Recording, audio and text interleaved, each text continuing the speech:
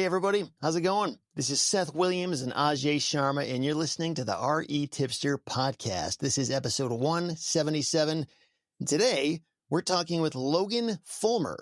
So Logan reached out to me recently about coming on the podcast, and when I heard more about his experience and his story, he seemed like a really great fit.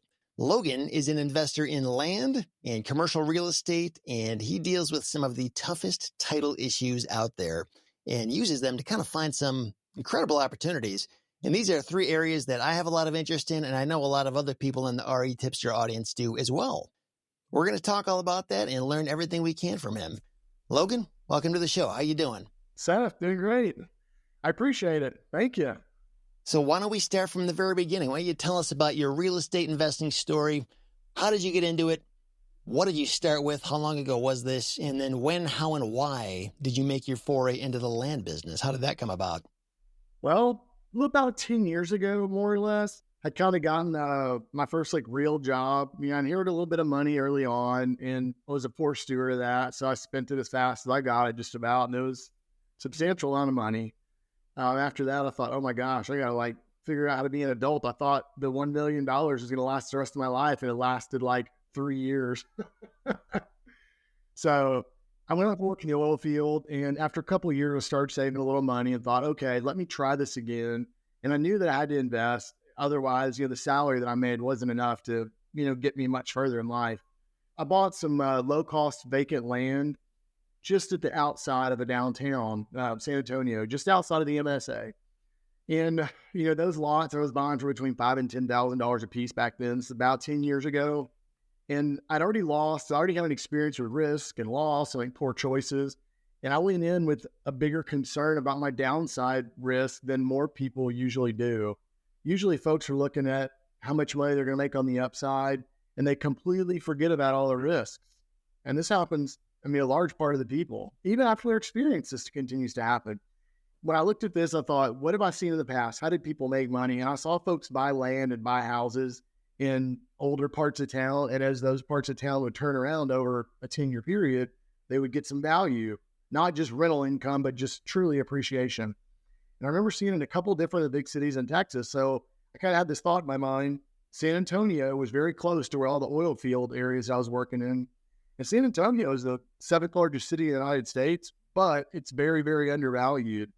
So I could buy these lots. Literally, there was a highway that divided the central business district from some of the lowest values in San Antonio. So you'd have big time value and then nothing. And I thought, boy, if the value spilled over that, one highway, we're in good shape. So I bought a couple dozen lots with a couple years of my savings. So about $10,000 a piece. At that time, I was thinking, how much lower can the value go? They can't get that much less valuable than $5,000 a piece. But if they do anything like the other downtowns in the big cities in Texas, they could go to hundreds of thousands a piece. So I've got a good shot at a lot of upside, but the downside risk is very low. So that made me feel comfortable spending every nickel that I had at the time. And the neat thing is that part of that segment of the story is very short, because within about 2 years, the market moved. I got really lucky and put all my chips, pushed them across the line there and bet on black. Thank God black was the color, and the values just started skyrocketing. And the way I found out is I got a call from a realtor that said his client wanted to buy one of my lots for $200,000. And I was all in the whole portfolio for about $300,000. So you can imagine what changed in that moment.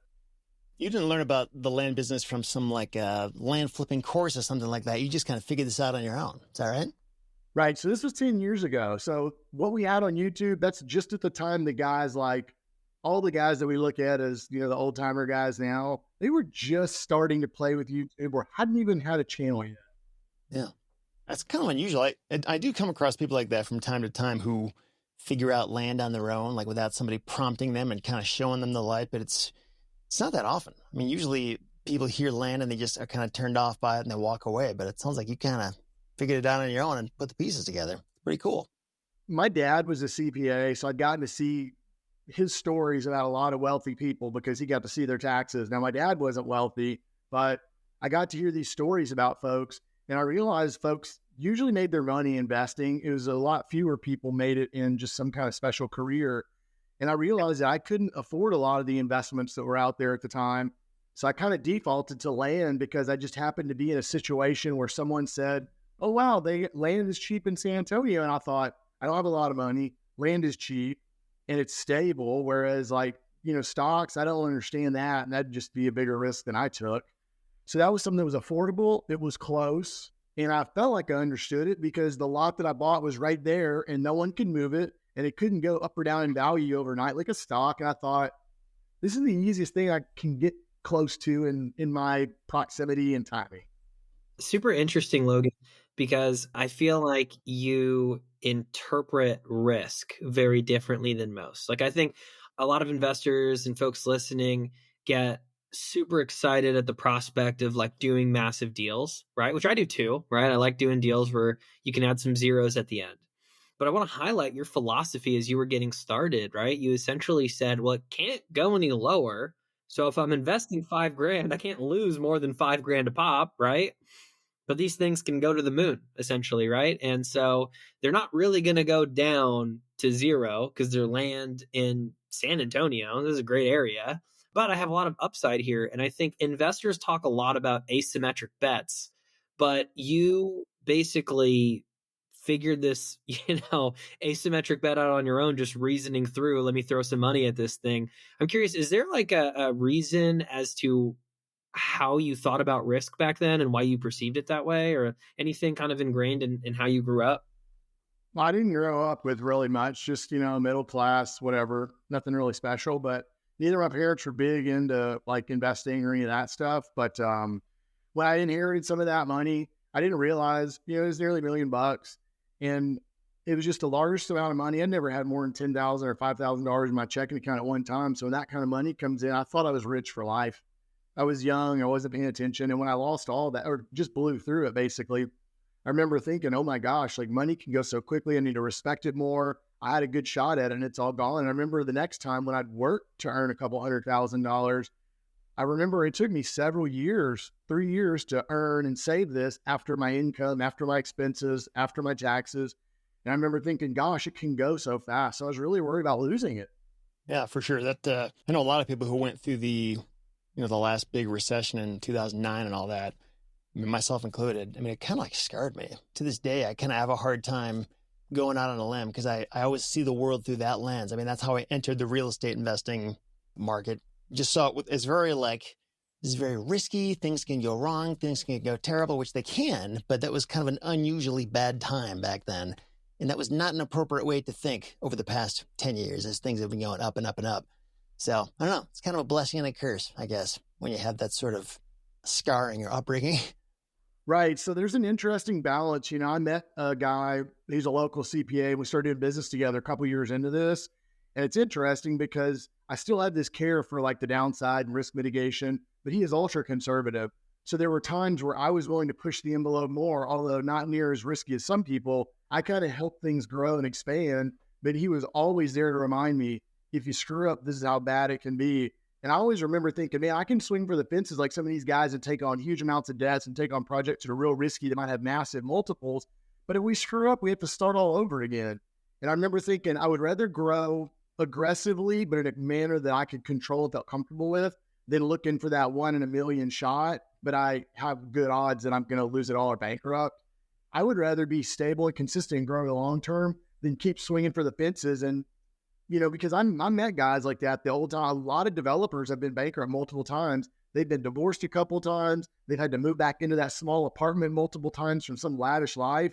And man, that's stressful, dude. I didn't want that. So anyway, that mattered to me a lot, but that was an interesting part. But to me, what was more valuable than that particular chain of events was when I went back to the market after I'd found that my lots had gone up in value and I sold several of them. At that point, I said, great, I'm going to go buy some more of these $5,000 lots. And I realized there were no more $5,000 lots. Dang it. Yeah, where'd they go? Yeah. There's a really unique situation, though. One of the lots that I bought, I got sloppy and I didn't buy with title insurance. I was going through this slow process of going to the title company, getting a commitment, closing, blah, blah, blah. And this one guy would sell me his for $5,000 or $4,000. But he said, I'm not going through all that title company stuff. Just come pay me for it. So I gave him a check and he gave me a deed and I recorded it. But later on, I found out that I bought one of 5 deeds. That's why I didn't want to go to title, because he would have to share the proceeds with 4 other siblings. And I went through this process that summer of calling lawyers, asking them how to fix it, making calls to the other owners, trying to get this thing in front of a probate judge. It turned out I only needed an affidavit of heirship, just all these steps. And I figured out how to fix that. I pick up the other shares. And then I also found there's some judgments and liens along the way. I had to call these creditors and negotiate them. Some of them were so old that they were no longer valid. I learned a whole lot of information about that property. And I remember when I went back to the market to try to find those $5,000 lots, there were no more. They were $15,000, $100,000. I remember thinking, wait a sec, there were a lot of people that couldn't sell because they had problems with title. And I thought, I bet they haven't sold still. So I called some of those people back, and none of them had sold. So I remember thinking, well, there's problems, but if I can figure out how to solve them, maybe I can get a deal. And that's when I started offering people just pennies, like literally I'd still offer them the $5,000. But the difference is I said, hey, you can come to the lawyer's office and pick up the check and I'll get a deed from you. I know we got multiple owners. I know we have title problems, but I'll basically inherit your issues. And that's when I started buying the land with problems in tow and figuring out every possible way to solve the problem. And that more or less became the basis of my business model for today. That was 8 years ago. Maybe that's a good segue. Tell us about your curative title work. Is this like a separate company you have where you help people solve title issues, or let's get into that a little bit. So it basically has become the basis of a lot of my companies. It's kind of the feeder to my portfolio. It became the feeder to my cash flow machine. But at the end of the day, everybody's out buying property from wholesalers, sourcing their own deals, figuring out any way to acquire real estate. And I realized I'm looking at my downside risk again. If I can buy something for substantially less than it's worth, I can make a mistake valuing it. I can need to liquidate it real quick and get some cash and still make money. You know, all the things can go wrong and I can still do okay because I got such an extreme discount on it. And that really mattered to me. So I started acquiring with these problems, and it started translating into big ranches, I bought apartment complexes with problems like this. I'm talking industrial sites. You'd be absolutely amazed how often this problem exists in the rest of the commercial world. If I understand right, are you like intentionally going out and trying to buy properties with title issues? Is that what's going on? Or you're helping other people solve their problems with title issues? Or what is it you're doing in that? My goal is to buy them with the problems. I guess inadvertently solve other people's problems along the way, but I'm the one that most of the time gets the bigger financial benefit out of that. You know, I'll pay them some amount of money for their share, and then I'm taking on their problems. Then I've got to solve those problems that now become mine because I've got the land. So at the end of the day, I'm looking for something that's got trouble. It may have judgments or liens, like an IRS lien or a creditor lien that's more valuable than the property actually is. As a result, these folks cannot sell with title insurance. It doesn't work. I'll buy it for a very small amount of money. And then at that point, I'll go in and negotiate with the creditor, sue the creditor. I'll deal with all the title issues. Maybe you have to open a probate cause. Maybe I've got to go find some owners that are lost or disconnected, things like that. And once I get through solving those problems, now I have an asset for 30 cents on the dollar, and I can decide, is this development land? Is this something I'm just going to go sell in the market and capture my equity? You know, what am I going to do with it? So it sounds like the big advantage of buying properties with these title issues is basically you can get them at a huge discount. I think I just said 30 cents on the dollar, that kind of thing. It makes me wonder, though, like, what kinds of issues are we talking about, and how costly and time consuming are they to fix those problems? Yeah. I'll say one of the most common ones is multiple owners and unresolved estates. I call them kind of orphaned estates.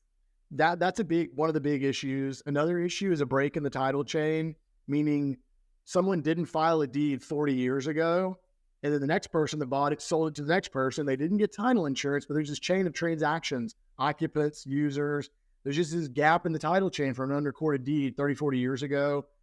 Maybe you'll have an unreleased mortgage that's 70 years old and there's no release. And the owners can't find a mortgage company because they're out of business. Sometimes you'll have a bad deed. Sometimes someone will sell this property and they'll write the legal description wrong, but that deed is from 60 years ago, maybe. That's a problem that has to be solved or the property can't sell. The judgments or the liens, maybe somebody didn't pay their child support liens. They have $250,000 in child support and the properties are $200,000. That doesn't make sense. All of these problems that prevent a property from selling. I'll give you an example. Somebody wants to sell an apartment complex. He contracted to sell it. And the guy who was the seller changed his mind and did not close. He backed out, but the person who wanted to buy it still wants it, but he's in this spot. Well, I'll buy a specific performance claim from him and go sue that seller for performance as long as there's enough equity in the deal. And I'll become the buyer of that after, I win a lawsuit, basically. So in that case, you got to have millions of dollars at stake. I mean, that deal is $150,000 worth of legal fees, took 2 years. I had a couple $1 million in equity on the line there. So that is an expensive, long, high value solve. But some of these aren't so bad. I'll give you an example of a very common event. A property is worth $200,000. I'll buy it for 10 or 20 grand from 2 or 3 owners, but there are half a dozen lost owners and none of their probate, none of their heirship's been done. I'll just buy shares at a time and go find people one at a time, and we'll do a big affidavit of heirship or a declaration for heirship in the local probate court. That might cost, I might spend another 20 grand buying shares and doing a declaration of heirship. So that would be on the low end of the expensive side. And then the apartment specific performance would be on the high end of the expensive side. In terms of like these different issues that you're mentioning, some of them I understand pretty well because I've seen them many times. Some of them I don't, and I haven't seen them. But when I think of like breaks in the chain of title or multiple owners and that kind of thing, can you just file a quiet title action to fix that stuff? Or is it like way more convoluted than that? And what happens if you take on one of these projects and you can't solve the title issues? And now you have a property you don't really own. Like, does it ever happen? And what's the risk of that?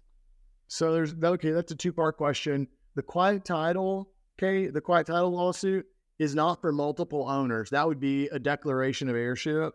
That would be a different situation. So you need to be very sure that the share you're buying is legitimate. I've bought shares of properties before that were not shares of properties.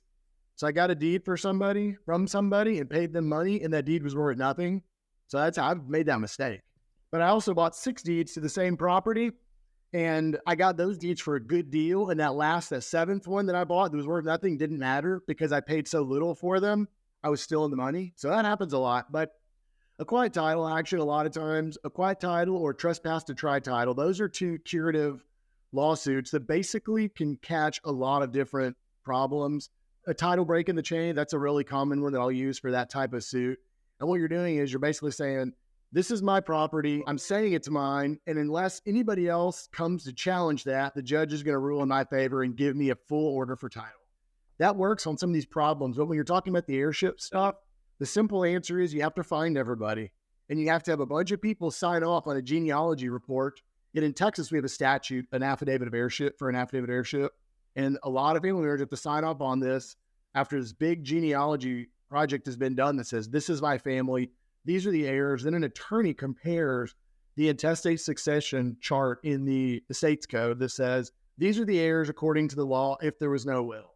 It's a big document that gets filed in the land records, and that becomes your title chain instrument that connects all of those breaks in the title chain from all the owners to me. Some of the ones that I've done have been the worst. So you're talking 60 and 70 heirs. So you have to find people all over the world sometimes. Sounds like an absolute nightmare. It can be. I made $1 million on a 60-year property. I spent $250,000 paying delinquent taxes and buying shares. So I was all in for about $250,000. It took about that was a little less than 6 months, about half a year. When I got done, I went and sold the property for $1,250,000. So it is a hassle, but for $1 million, I'll take that hassle. Me too. It almost kind of reminds me of when you're trying to subdivide or get entitlements for a property where, I mean, there's some risk there that like, maybe this won't work out. Like I'm sinking a bunch of money in that and maybe it won't come to fruition. It sounds like kind of a similar thing where you're doing a lot of this paperwork to put the pieces together. And I mean, has that ever happened where you went all in on this thing and you couldn't get all those heirs to sign off and you're like, well, I'm screwed. I mean, does that ever come about? It's happened, but I'm not screwed. So let me talk about the entitlements for a minute there. You're saying you're going to spend all this money and you might not get the entitlements. There are times where you're not going to do well in that case. And I've got several very large. I've got a 250 and a 450 lot subdivision happening right now, one in Austin and one in Dallas. But I bought each of those 30% below market. So I can screw up and spend $250,000 on engineering fees and legal fees and all this. And let's say I don't get the entitlements. I can still take the property to market, sell it for fair market, and I'm not going to lose any money. I'm going to make a couple bucks, but I'm going to get reimbursed my legal fees and my labor and time and the investment. I'm going to get all that back because I bought it below market. And that's assuming we have a firm understanding of what market means, right? I'm not going to spend 3, 4, 5, 6 million unless I know what market is. So there are times where I'll pass on them. When I'm looking at the 100 acres was $7 million. I've got another one that's 200 acres. That's 450 lots. That's $6 million. So if I'm going to spend that kind of money, I'm going to figure out what it's worth and feel good about it, or I'm not going to buy it. So I'm not going to take that risk. Some guys, they'll cut that check and say, go big or go home. I'm like, well, you might be in the poorhouse one day, and I might buy that land from the next guy at a price where I got the protection. You see, it's different. But that's how that'll play out on the land development deals. I don't want to have that risk there. But when it comes to the 60 heirs, I've had a situation where I get 40 people in, and the other people say, I'm not selling to you, forget it, I'm done. In that case, in Texas, we got Section 23, which is a partition of real property. Texas 23 of the property code. It's a absolute right in Texas to access your equity in land. So you file that judicial plea in your county or district court, and you ask the judge to sell the land, and you get your share of the money, the partition lawsuit. So you're not ever going to be in a spot where you're just screwed and you can't get your money unless you bought a share that's not actually a share, then you might be. But if you bought a bunch of shares, that judge will sell it and give you your money. So you can get out. I've had to do that too. Logan, this is super interesting. And I think most people are afraid to go through the quiet title process. And I think a big portion of that is truly they just don't understand it. And so could you speak to, number one, who are you hiring to get that done? I'm assuming an attorney, right? But for those that don't know, just like what type of attorney are you reaching out to? Number two, how long does that time take? That whole process take? Number three, sorry, this is about to be like a 4-question stack, man. Number three is, what court is that going through? What judge is ordering that summary of judgment? So I guess, who do you hire? How long does it take? What's it cost? What court? Let me know if you need me to repeat that.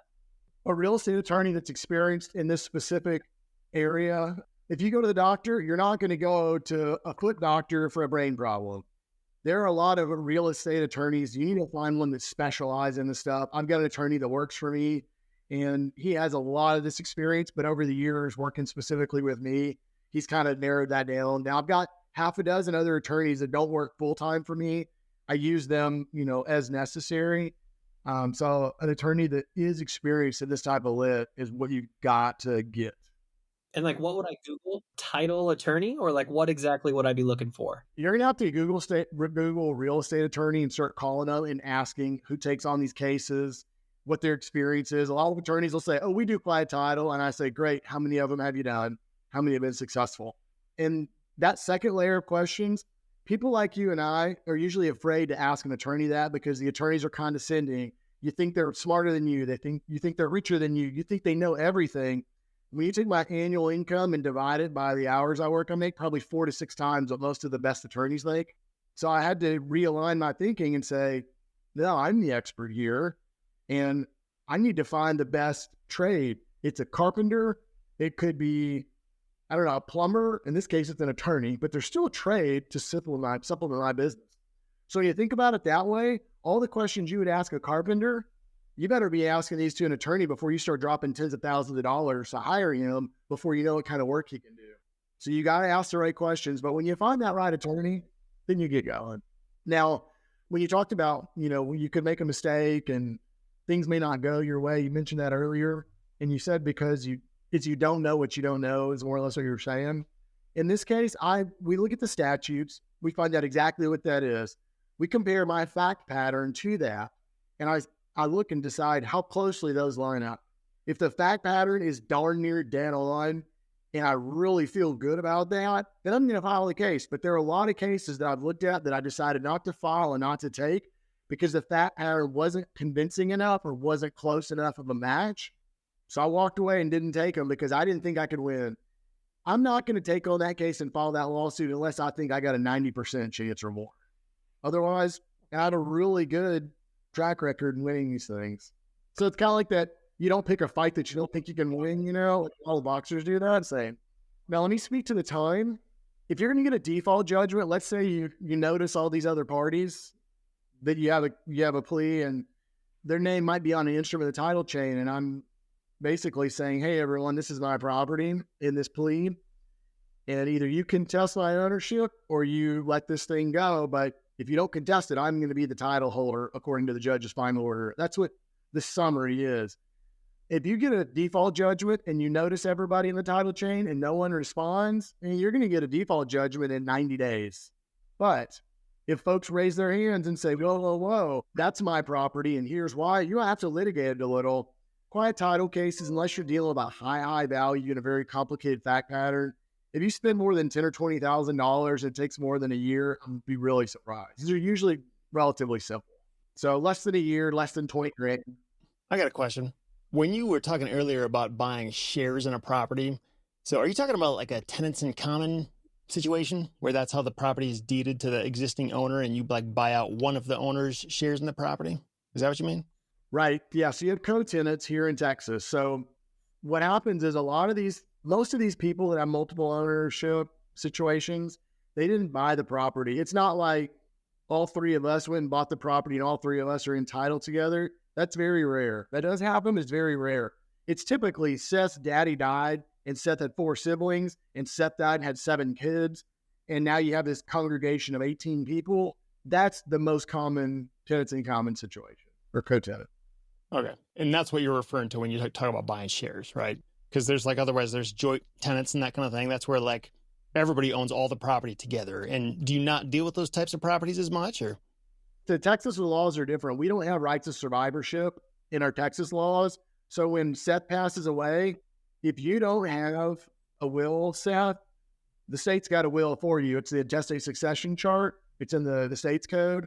And when you die, Seth, without a will, that section of the law, the codified laws basically say who your heirs are. And there's this whole chart that you go through to point out who Seth's heirs are. It sounds like a lot of what you're able to do here hinges on the fact that you understand Texas law really well. If you were to try to do this in some other state, how much of this would you have to relearn? I don't think you'd be lost, but like, is there a lot of stuff that's like, oh, that doesn't apply anymore? And neither does that. That's the Texas thing. Yeah. I think once you understand the process and you understand how to read it, how to understand it and how it works, that's your biggest hurdle. Laws apply a little bit differently in each state, obviously, but it'll take you some time to figure that out. But as long as you understand the basis and civil practice and procedure, you'll be able to look at stuff and figure out the difference just by reading the common law or the statute and figure out what to do differently. But what's neat here is Texas is huge, and I got no reason to go outside of Texas at this point. And I can talk through these projects with people on the phone like that without having to research. Now, when you're working through these title issues, do you wait until the title issues are clear and then take title to the property? Or do you just buy it and assume you're going to be able to figure it out and then deal with the stuff after that? Typically what I'll do is contract with at least one or multiple owners. I'll get a contract and then I'll do some real research.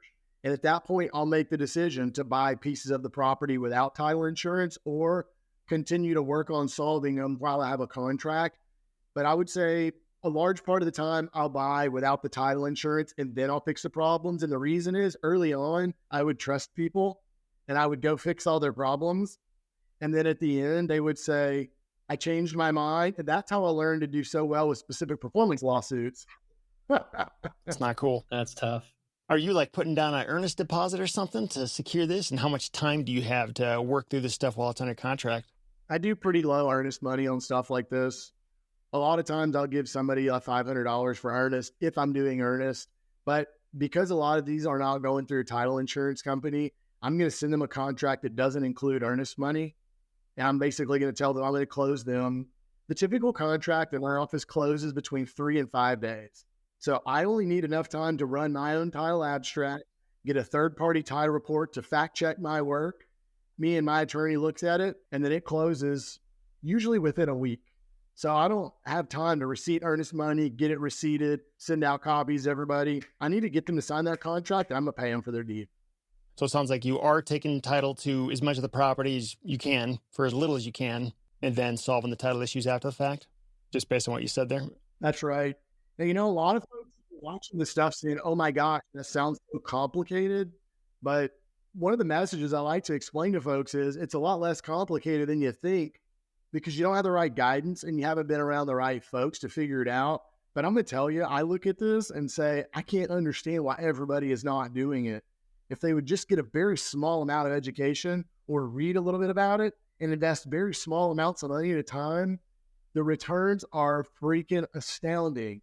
I bet there's probably half a dozen people in the United States that are doing it at my level, and they're all really open and really willing to share. So if someone's got some, if let's say they have a little bit more time than they do money, and they're willing to invest some time but make exceptional returns, I tell people to seek these folks out. Go watch all this stuff on the internet.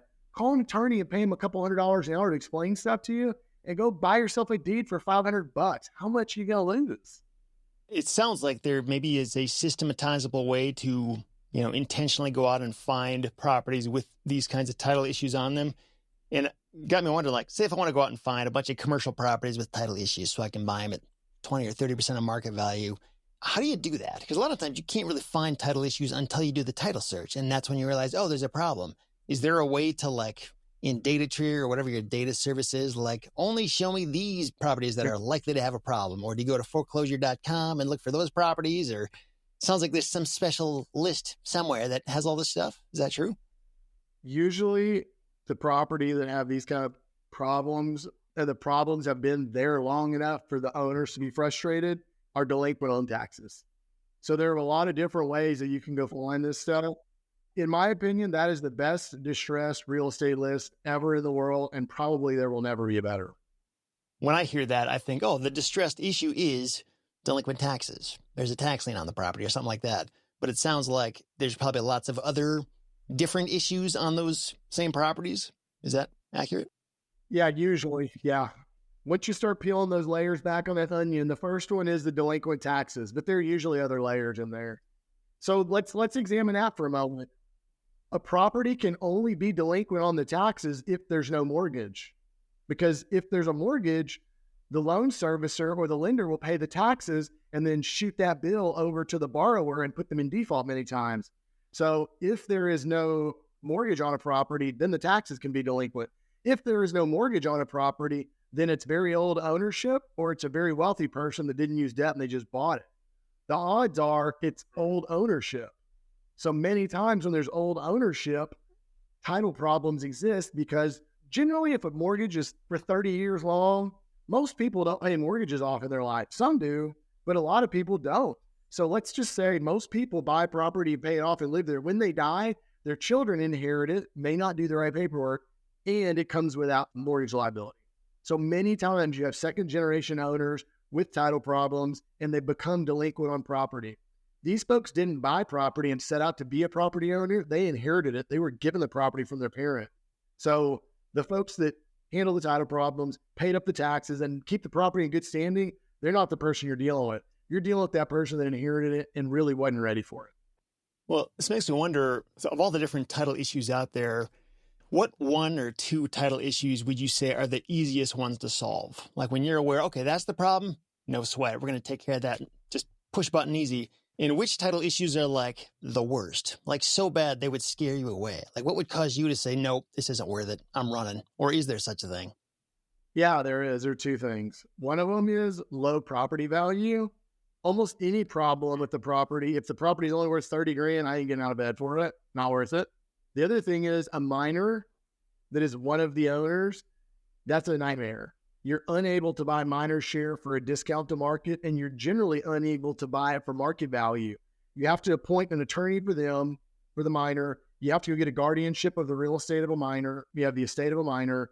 Then the judge appoints an ad litem attorney for the minor. By the time you're said and done to this thing, you had 2 or 3 freaking attorneys for this dead gum minor. And if the minor has a very small share, a few percent, you can afford to pay the premium on it. But if the minor has a large share, 20, 30, 50%, you can't pay the premium. So it's not worth doing it. So when I hear there's a minor involved, I'm out. I'm done. Not messing with it. Unless they own a very single digit percent. When you say minor, are you talking about somebody under 18 years old? Or are you talking about a coal miner? Because I keep hearing minor. What's the problem with miners? These coal miners, why are they such an issue? They're hard-headed. That's what you mean though, right? So yeah, somebody who's under 18, it's slow and it's a hassle. Some of these bigger problems, they're okay to deal with. When you're dealing with property that's worth a couple $1 million, you're willing to deal with it and pay the fees and take the test of time. I did one earlier this year that was about a between $5 and $7 million community property estate. And I purchased the community property from the wife. It's worth somewhere around maybe $4 million per share for, I'm not going to say how much because this will probably end up in court one day and we're not that far, but I'm going to tell you that you could buy a Forerunner for more than I spent for this share property. And I believe the husband who is going to say this is separate property and we believe that it's community property, I think it'll be a substantial fight. Hundreds of thousands of dollars of legal fees, many years worth of fighting. But on my side, I got $2 to $4 million on the line. So I'm willing to take that fight. What are like your bread and butter, easiest title issues to solve? Like when you see it, it's basically not even an issue. Like you know exactly how to fix it. A judgment or a lien that's almost 10 years old, that's cake. That creditor is willing to negotiate. The debt's so old, it's almost worth nothing anyway. You give them 10 cents on the dollar, you're settled, done. I don't care how big it is, good deal. So a low value judgment or a very old judgment. And then when you have, I don't know, less than half a dozen owners, that's usually a gimme because each share of that property is worth at least 15 to 20%.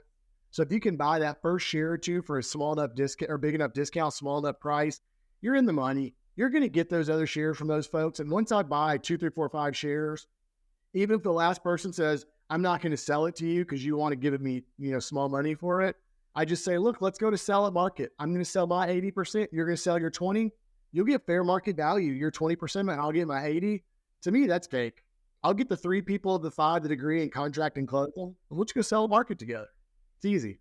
All right. A lot of folks walk away from a deal that won't have 4 owners and 2 of them don't want to sell. They walk away from that because they don't know what to do. I just say buy those 2 who do want to sell for 10 grand or something low, record your deeds, call the others and say, let's go sell at market. You just replace those other 2 people, but pick up their equity for the discount you negotiate. And then it's a clean deal from there.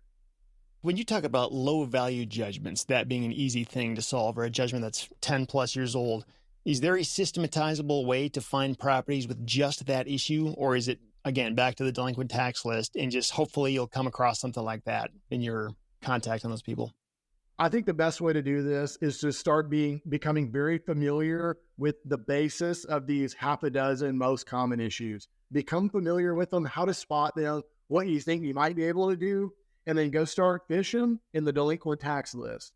And once you start to find these and hear the problems, you call a guy like me, you call a local attorney, and start to walk through those problems. You would be surprised how much easier you can really solve these, but a lot of folks just don't want to put in the time. I look at it and say, I ain't about to go flip that house for a $19,000 profit margin and go do all that construction and borrow hard money and all that for 4 months. I'd rather call lawyers and call property owners and make negotiations for 4 months and make an 80% margin instead of a 20% margin.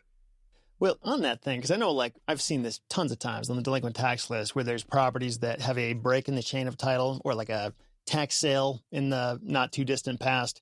But I don't know that until I get it under contract and send it to a title company and they do their title search. And now I know. But at that point, I've already made an offer to them, not knowing this issue. How do you know this stuff before you make an offer? Or do you make the offer and then adjust it way, way, way down? Well, it can happen like that. You make the offer and you adjust down, but that's really hard to do because the moment you tell someone you're giving them $200,000 and then you come back to them and say, just kidding, you have all these problems, 20 grand, they don't trust you and they walk away. But typically, if you're buying from the delinquent tax list, these folks have already tried to sell. They know they got problems. I know there's usually a problem. So when I'm going through this process, we're scanning the delinquent tax list, especially on the tax sale list. We're plugging these people's name and legal addresses and land records and doing a 5-minute title search real quick to see what we can find as we're talking to them. So in my office, people are clusters. You have a closer and you have a researcher. So everybody works in teams of 2 with this kind of work. So I got somebody phone jockeying who's like a deal maker who loves to talk to people. They're gregarious or charismatic. They love making phone calls. They're doing that. And I got a super nerd sitting there on the computer running the data. How are you doing that 5-minute title search? Are you using certain software for that? Most of your land records, there's a couple iFile pages or websites that allow you to search all of the land records together. But we're in Texas. We're pretty familiar with the different real property records. So you just get a login to the deed records in your county and log right in, and you can pop the name in and literally see all of the deeds that attach to that legal description. Or you just go grantor, grantee, and just keep swapping their names into the search, and you'll pull out deed after deed after deed. So it is a skill. I won't say it's not. Yeah.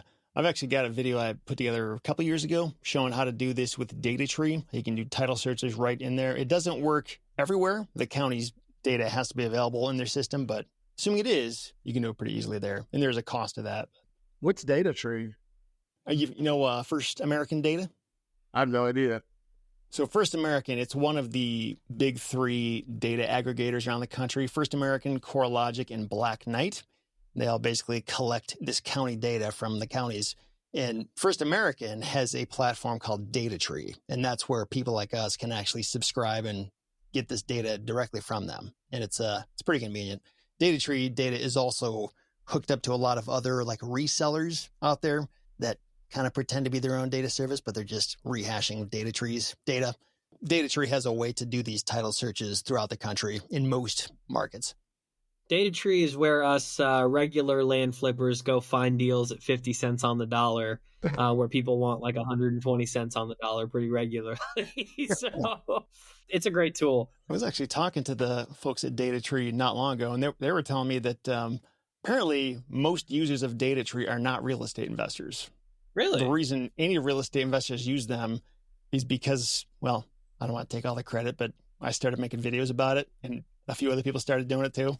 Most real estate investors use other stuff like prop stream and that kind of things. It's like really tailored to them. But Data Tree is like a catch-all. Like anybody who wants property owner data, you can use Data Tree. So I thought that was kind of interesting. That's super interesting. Wow. Is there a couple providers that can provide a title report within one day? And they may be using some of this as a background source of information. But I've got providers that for $200 will do a title report, and it's 80% of perfect. And it literally gets delivered in a couple hours for $200. We do a quick report real fast in a few minutes in the land records. And then we get to the point where we say, we're going to do this deal. Let's get on the phone. Let's start finding people. We'll immediately order that third-party title report, and it'll show up later on that day. And we have something to compare our work to just to make sure we're not messing up. It's kind of a fact check for $200. I've made several videos showing how to do this with several different platforms. I'll include links to those in the show notes for this episode at retipster.com/177. I was wondering, Logan, so I was looking on your Instagram profile and you got some really fascinating stuff there about some of the deals you've done, like this landlocked parcel that you bought and then put a easement and a road in there. And I think if I remember the numbers right, you said you bought it for $5,000, put about $150,000 of work into the easement and building the road. And then it was worth $500,000. And I saw another one about like an RV a parking lot that you bought and then a metal building that you bought and turned it into storage. Are these deals all coming from the delinquent taxes? Like, is that what you're doing right now when you find these deals? Or are they coming from other places, like referrals from other investors, or do you have some other secondary or tertiary source of deals you're getting? I would say right now about a third of these transactions are coming from referrals.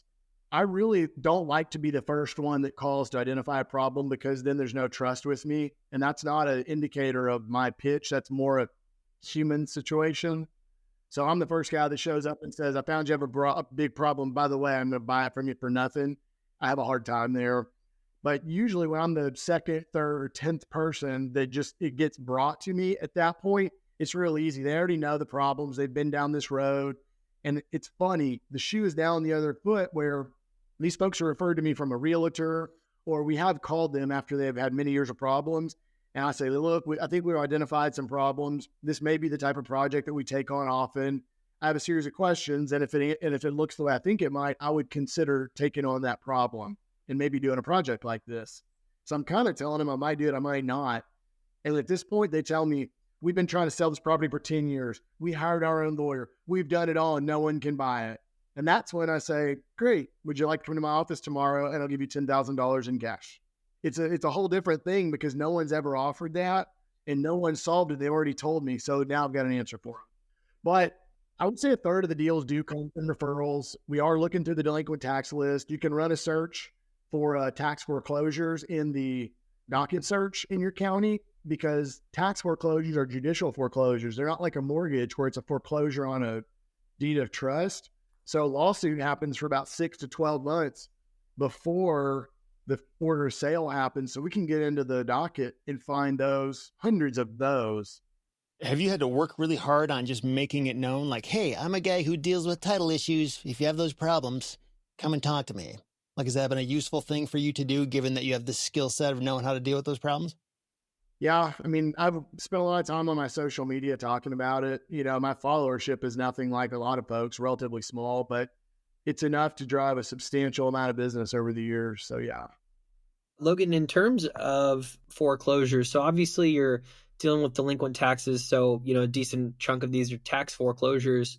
But are you ever negotiating with mortgage companies as lien holders or banks or people who might be holding first position liens of like a mortgage that's going into foreclosure? And how is that different than like a tax foreclosure? It does happen. A lot of the times I'll find that there are mistakes. If there's a title problem with the property, they'll have a situation where they made a mortgage with the husband and never got the wife, and it's a community property asset. She never signed that mortgage. So unfortunately, they only have half of it collateralized. If they foreclose, they will only foreclose on 50% undivided interest, more or less, effectively, not the entire share. So I go to the bank and say, guys, you only have 50% collateral, but in order to get to that, you've got to foreclose, and then you have to deal with the other person. Then you have to file a partition lawsuit. Now you're going to look like a monster because you did this. You're going to be in the news. Do you want to go through all that, or do you want to sell it to me for a discount? And we'll all settle today. Man, this is an interesting thing. You take everything for granted. You think the guy that wrote your insurance policy on your car did it perfect and didn't make mistakes.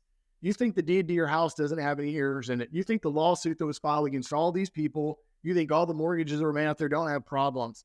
Think about this for a minute. If you fill out 100 questionnaire, you're probably going to make a few mistakes. It just happens. We're humans. If you look at every single document and every single process, you find a lot more mistakes than you realize, and those are opportunities.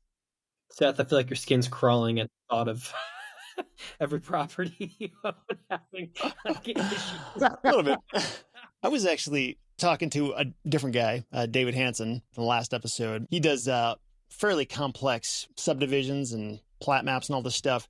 And he was explaining to me all the costs that go into doing that and how much time it takes and the risk involved.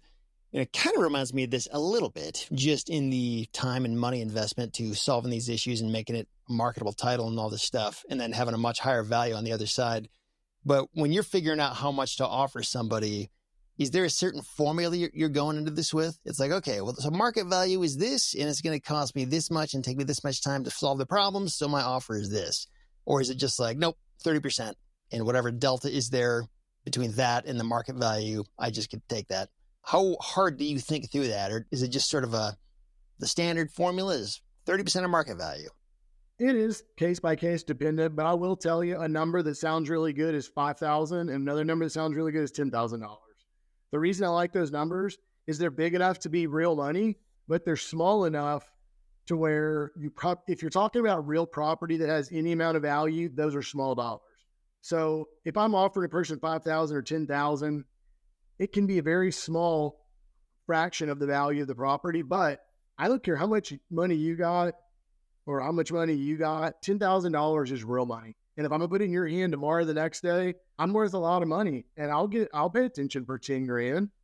So it matters. 10,000 is a really good number. I use that number a lot, and that number can be used on a $200,000 property, or it can be used on a $500,000 property if I think the problems are big enough that people are just done with it.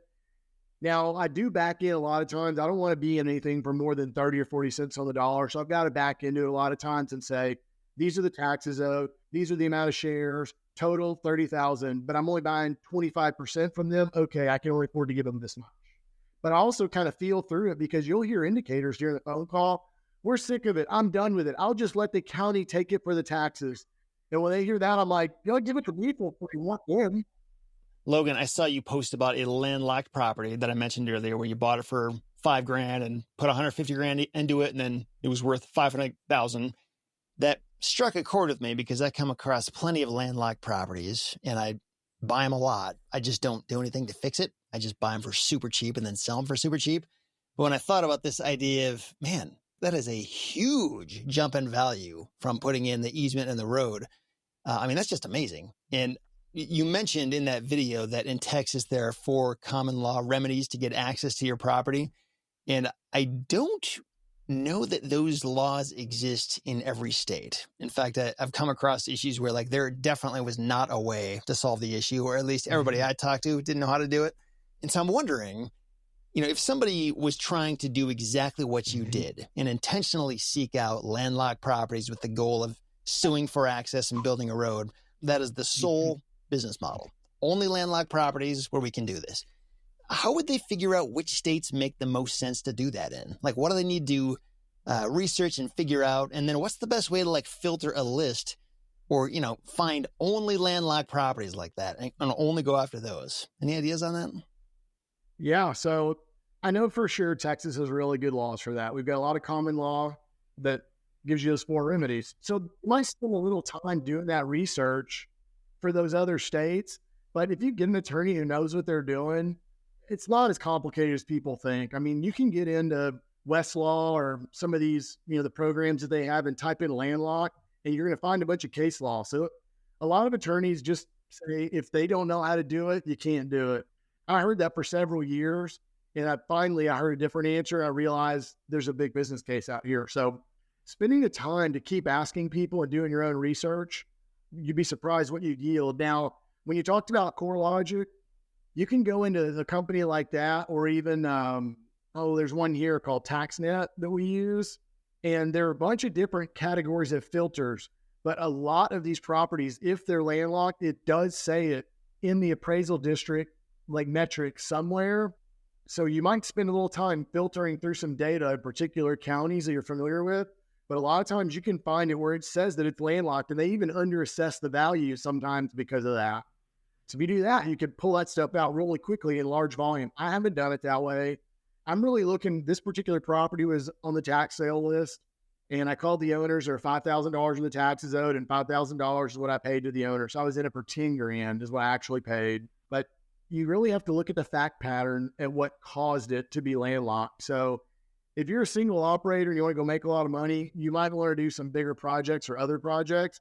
But if you have some people and some help, or your time isn't quite that valuable, you can poke through these and you'll see a lot that's landlocked.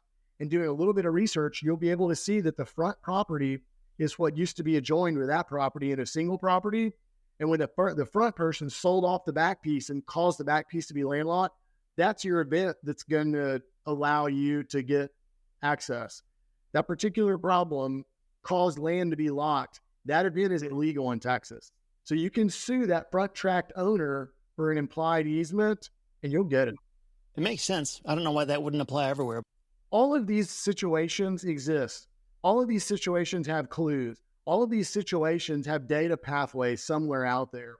You can get into it fairly easily by just finding a few owners and doing one of those deals, maybe negotiating some judgments or liens. What I'm talking about is 10 years in. So they're very complicated, and I'm talking about very simply. But if you really want to get started, pick a couple problems and just sort your way through it at a low cost every time. And that's a way to develop a skill that may not be your everyday full-time skill. But when you run across these deals once a month, that might be where you pick up massive deals because you feel willing to try it. That thing you were saying earlier about how you come across an attorney who doesn't know how to do it, so they can't say it can't be done. I feel like I've encountered that a lot in my life, where people just, what they're really saying is they can't do it, not that it can't be done. How do you know when to believe that versus saying, nope, I don't believe it, I'm going to keep powering through? When do you quit? Or when do you settle and just accept what you're told? Do you have any, I don't know, any guideposts that you use for it's like, okay, well, this person is this level of smartness, so I'm going to take what he says. Any thoughts on that? You'd be surprised. There's a lot on Google today. A lot of these law firms put out good articles. And if you get on Google and start Googling about your problem, you'll find a lot of really good information. And you have to feel comfortable questioning the professionals. The first guy that I sat down with was referred to me, the attorney from the title company. And he would say, this won't work. And I would say, why? And he would say, well, because of this. And I would say, why? And he would say, well, because of this. And I would say, why? Like a 3-year-old? You really have to be willing to pester out of a professional who thinks he's smarter than you. And you have to get him to the point where he'll either give you a different answer or give you an answer that you really believe. Awesome. Well, Logan, if people want to find out more about you or learn more from you about how to dig into these title issues and make sense of them and really get to the bottom of what can and can't be done, where do you suggest they go? Do you have like a website for this kind of thing, or how does that work? I tell people to go to Instagram, type in Logan Fullmer on Instagram. You can see it right down there, my name. If you go there, man, I'm easy to connect to. I give a lot of information out here. And the truth is, I need those folks and they need me. I can help solve their problem, but I do deals with folks from these referral sources all the time. 1 in 3 deals are referrals. So I encourage folks to reach out to us with these problems. You're going to learn something from us. We're going to help do the deal with you and make you a little bit of money on it. And you might decide it's your new profession, no doubt. But let's start that on Instagram. Awesome. And just to clarify, that is Logan_Fullmer. And I'm going to have a link to that Instagram profile in the show notes again at REtipster.com/177. Logan, appreciate you spending some time with us today and schooling us on how this stuff works. Appreciate it. And let's stay in touch. Absolutely. I enjoyed it. Thanks for your time.